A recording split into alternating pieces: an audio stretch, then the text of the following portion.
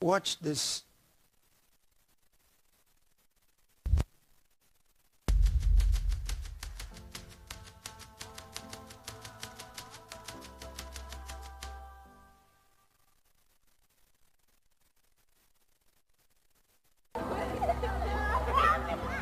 They told us vaccines would protect our children. They lied. This is Nash Grimm, January 22nd, 2021, day of vaccination. Picture taken right before Nash's vaccination, after his mother was told that her son was perfectly healthy. January 22nd to February 4th, 2021, timeline from vaccination to crisis. Images show Nash in perfect health prior to crisis. February 4th, 2021, day of crisis. The picture was taken at 7:39 a.m. before daycare. Nash shows no signs of illness. February 4th, 2021, day of crisis. The picture was taken at 5:10 p.m. Nash is paralyzed from the neck downwards. Nash was urgently life-flighted to a children's hospital for treatment.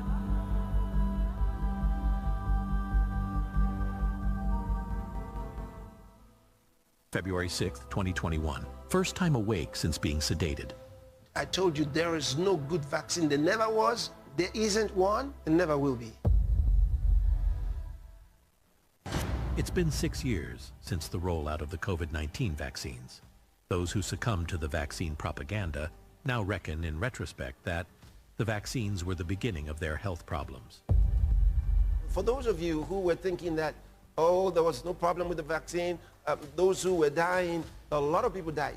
A lot of people have been maimed. A lot of people have been damaged by the vaccines. These vaccines will cause cancers. New study published in the Experimental and Clinical Sciences Journal has found that subjects who received SARS-CoV-2 vaccination showed a substantial reduction in all-cause mortality and a risk of cancer hospitalization that varied by infection status, cancer site, and the minimum lag time after vaccination. Out of the Defender, all COVID vaccines increase cancer risk, new study concludes.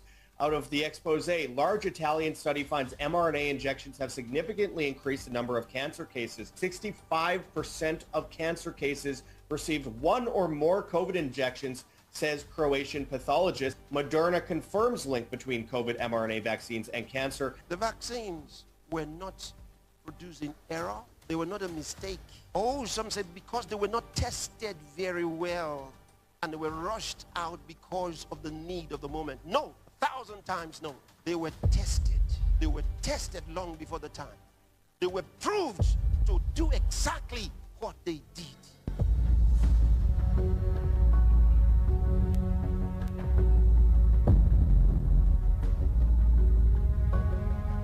One of the questions I asked again and again, those who are behind the vaccines, those who are the proponents of global vaccinations are the very same people who are not only eugenicists, but are advocates of drastic reduction of population in the world. And I asked you a question. How can those, do you really believe?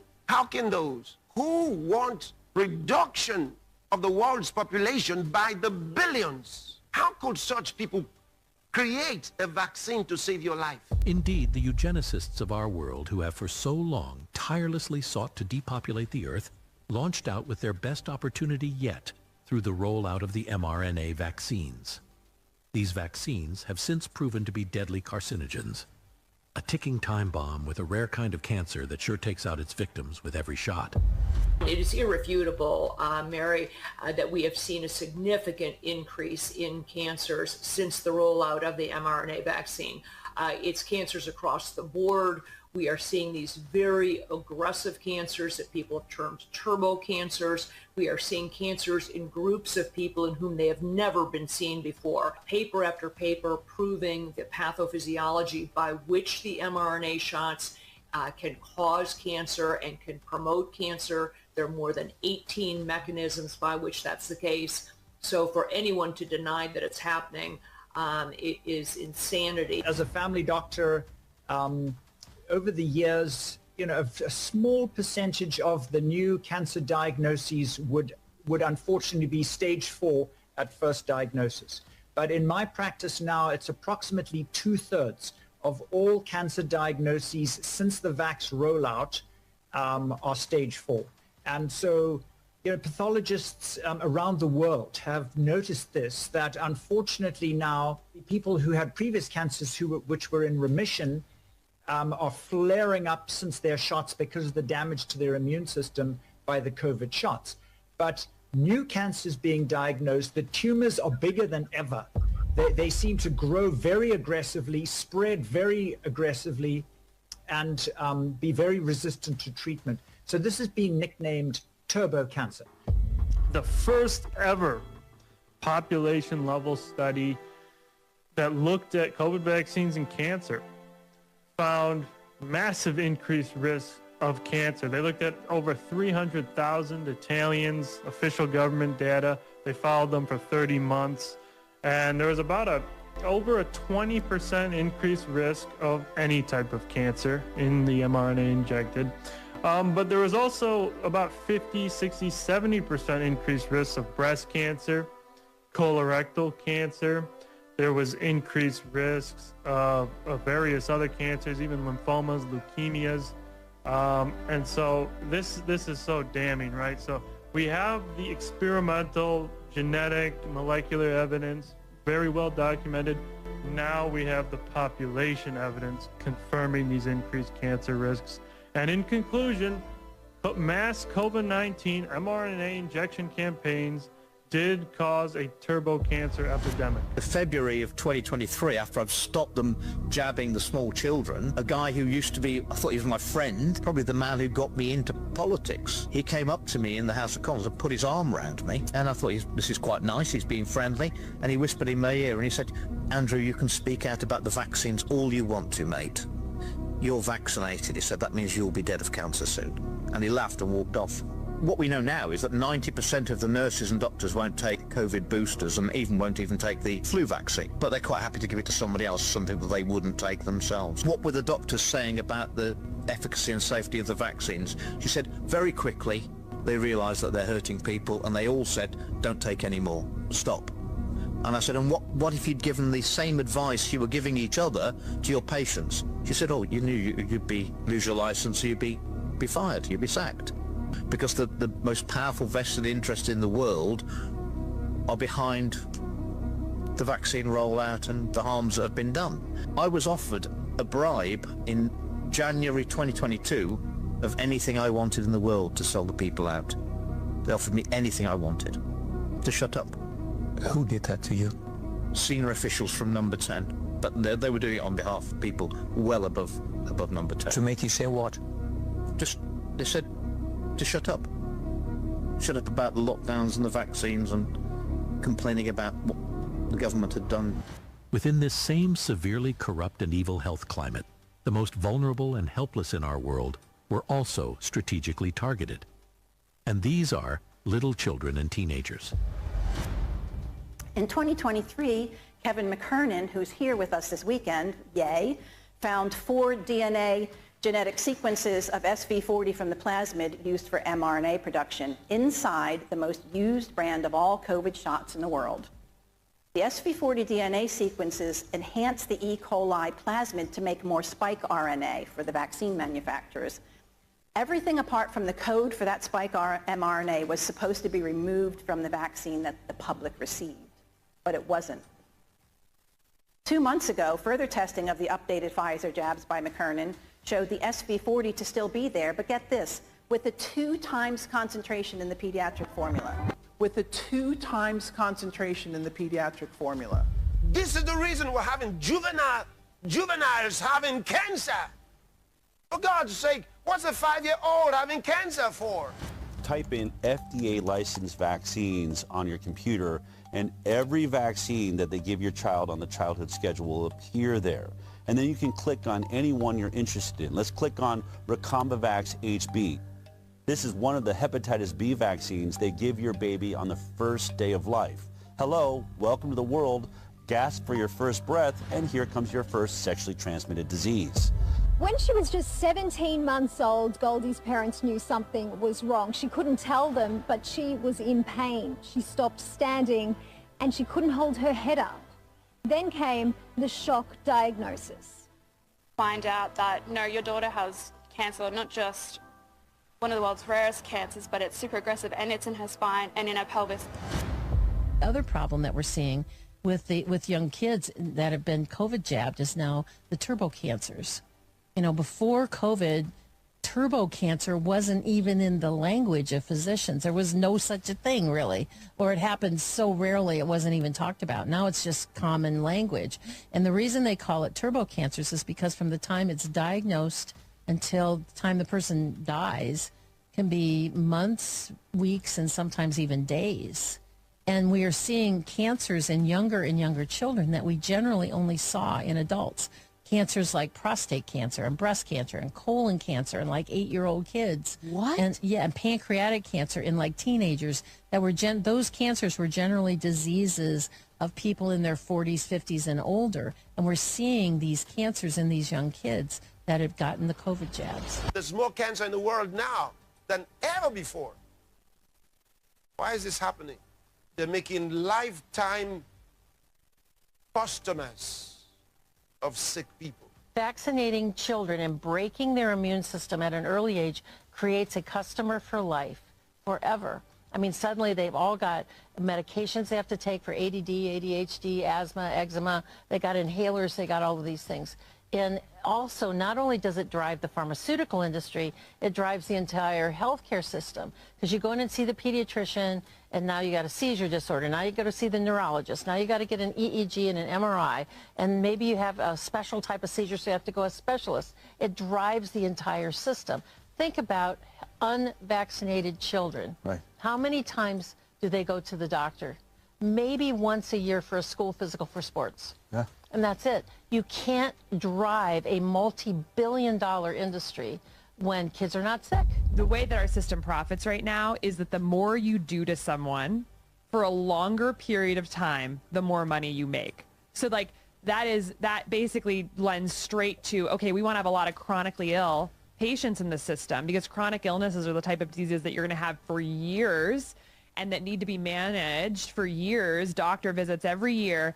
And the way we look at chronic disease in our country is it's like, okay, they're each different. High cholesterol is different than high blood pressure, is different than heart disease, is different than stroke, is different than dementia, is different than arthritis, is different than cancer. They're all different. So that's a bunch of specialists we can go see for life, and that is super profitable. Doctors used to listen to parents.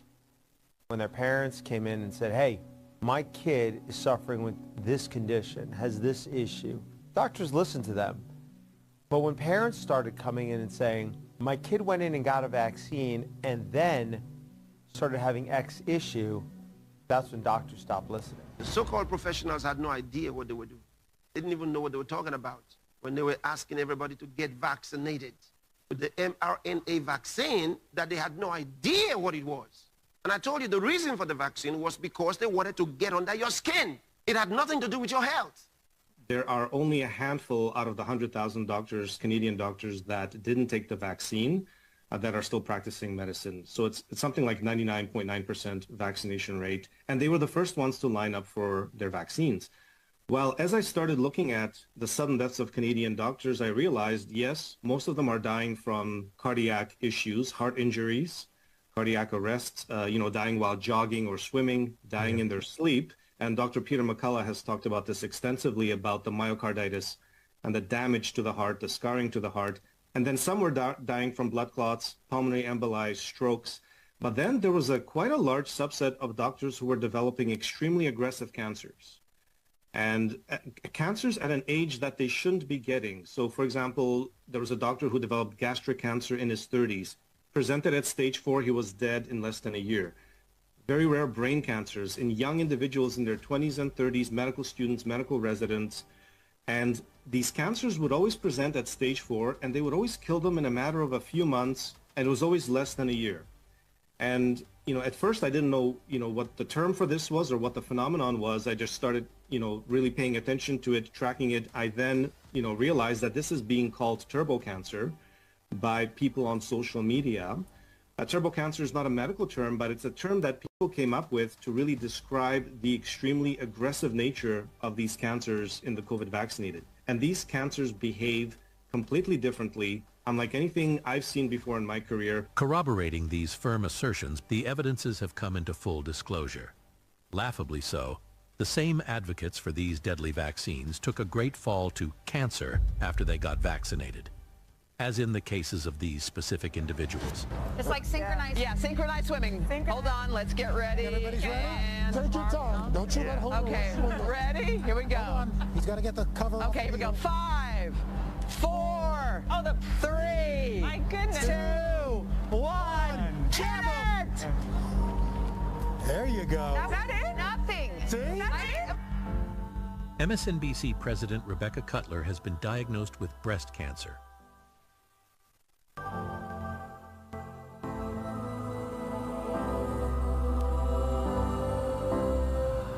A lifelong advocate for women's rights who led Planned Parenthood for 12 years has died after a battle with brain cancer. The world is not the same as it was yesterday. A lot of things are changing. The only way we can move on to be healthy is by being vaccinated. Matumbo, 58, was diagnosed with an aggressive brain tumor in September 2022 and died 2 years later on September 30th, 2024. Really excited about the fact I can get another jab fairly soon. So all you anti-vaxxers, all you idiots, all you nutters who go on trolling me, you know what you can do? You can get the vaccine. Because if you got the vaccine, we'd have a lot less trouble. So I'm terminally ill. I'm at the end of my cancer, people call it journey, expedition, whatever. I'm right at the end level. I'm off all treatment. There is no treatment that I can have anymore. Unfortunately, people like James Whale, who mocked the anti-vaxxers, became a sheep who ignorantly gave his life to the slaughter on the altar of vaccines. How sad. So these people that have had this vaccine, I'm sorry to tell you, you've compromised your body. You have compromised your health. And one cardiologist said, by having the jab, you've compromised your heart 100%. So this is what the government has done to you. This is what the bureaucrats have done to you. You led like sheep to the slaughter. You were led like sheep to the slaughter. It's numerous health issues. I'm pulled up usually all the time that people now have health issues. They had the vaccine. I said, don't have any more. An inquiry that we had, that One Nation got up and had Pfizer and Moderna there, who said, oh no, no one was forced. What a load of rubbish. Think about it. No matter the damage caused by vaccines, they're free. The big pharma will be free. Why did they seek that? Because they knew there would be trouble. They knew they did something terrible. I mean, normally when you bring out something good, you say, I stand by this product. I stand by it. If you use it the right way, as we have prescribed, you'll be fine. But they can't say that. And why did the government indemnify these pharmaceutical companies? Why were they indemnified? Here we were giving vaccination to people that wasn't tried, tested and proven. I'll keep saying that. A batch of this stuff actually killed people. If vaccines are so safe, why are they the only consumer product where you cannot sue the manufacturer for injuries to claim it was made safer? It's been 1980s, it's been over 30 years they're telling you Hep B safe, Hib safe, these are safe. You still need immunity? Think about it. If you're a vaccine manufacturer and you have no liability for your faulty products, which in 2002, I believe, the U.S. Supreme Court said vaccines are unavoidably unsafe. And you don't have any incentive at all to make them safer because who's going to sue me? And so millions around the world were deceived into taking the vaccine. It maimed many, destroyed many lives, and there are many still going through the terrible issues. If you are expecting that they should come to the world and acknowledge their errors and say, well, we are sorry for giving you vaccines that don't work. No, you're making a mistake. They will not apologize. No, because it was not a mistake. They're not going to be repentant. Instead, they'll double down on their efforts. Even after destroying so many lives with the deadly COVID vaccines, the perpetrators of this evil are unrepentant. And now, under the guise of saving many from cancer which they created, the CEO of Pfizer, Albert Bourla, has decided to create cancer vaccines with the same profits made from the COVID vaccines. How evil?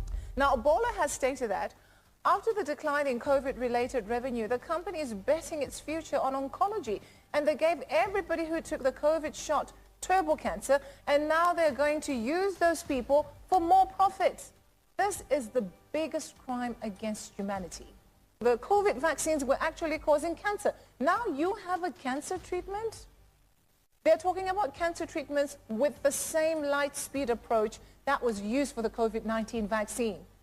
No one should rely on those. And this is following the $43 billion acquisition of Seagen. Pfizer aims to deliver 8 potential cancer breakthroughs by 2030. Listen, that just tells you they are planning on killing more people by 2030. Used all the profits that we were able to generate during the COVID period, which were significant, to reinvest them. And the area that we picked was cancer. This is where the bulk of our investments were. And for several reasons. One, because we were already good at cancer. And the second was that we had a fantastic opportunity with the acquisition of Seagen to double down on it. But also because cancer is so personal. And cancer affects so much the world and affects so much our colleagues. And I knew that that's a wonderful pivot. We save the world from COVID, now we'll save the world from cancer. To save the world from cancer? Or to destroy more lives with cancer? In effect, the latter can only be the result based on their track record with COVID vaccines. Remember that you were warned. Don't let anybody push you into getting the COVID vaccine. We must not allow ourselves be deceived. You want to improve your health? Pray in tongues. Pray in the Spirit. It will produce results in your body. I'm talking about activating the latent power of the Spirit. Beloved, I pray that all may go well with you and that you may be in good health as it goes well with your soul.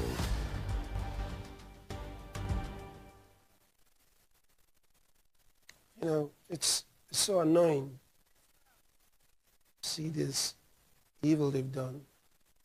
The Macular Foundation did some studies and released a report in the last quarter of 2025. Watch what it says about this. Russell, I want to get to an important development. The McCullough Foundation received a grant and undertook a year-long review of this issue of childhood vaccines and autism. It's very important. This was published on the European Commission preprint server October 27th, 2025. We had a press release. This was widely covered in the U.S. media and shows really across the world. And with over 300 studies reviewed, our conclusions were that there are risk factors for autism, which is in epidemic proportions now in all westernized countries. The risk factors include premature delivery, older parents, some exposures during pregnancy, like heavy psychiatric drugs, and then common genetic variants. But far and away, the biggest risk factor for the development of autism is combination vaccines. And so since 1986, in the United States, the companies have been relieved of any liability for their products. The number of vaccines have exploded. And as you learned at the Children's Health Defense Conference and others, there is this asymptotic rise in the rates of autism. We're not talking about just quirky young kids and children. We're talking about profound autism. Children who can't speak to their parents. They were normal. They were born normal. And after a big battery of vaccines, they had brain inflammation called encephalitis and now have taken on this post-encephalitic state, which includes the inability to speak, markedly impaired intelligence, unable to navigate in the bathroom, repetitive head banging, injurious behavior. We now have 27% of the entire pool of autism having profound autism, and the biggest modifiable risk factor is combination vaccines. We've concluded that there's more children in the United States today with profound autism, completely disabled, than there ever was with polio. We've, in a sense, caused a major public health crisis through this vaccine ideology. And given the McCullough Foundation report, which is the only thing that's changed in the last 3 weeks, our CDC quietly on November 19th, 2025, no press release, no announcement by Robert F. Kennedy or anybody else. They changed their language on the website to say, our prior position on this, that the vaccines don't cause autism, that wasn't right. It wasn't based on evidence. And we're now going to look into this. We're going to do our own report. And that's what I've been encouraging. We sent this report to Robert F. Kennedy, all the public health officials in the United States, on the day we released it. And the report has not been criticized by anybody in the medical community because it includes every single bit of scientific data that's evolved on this.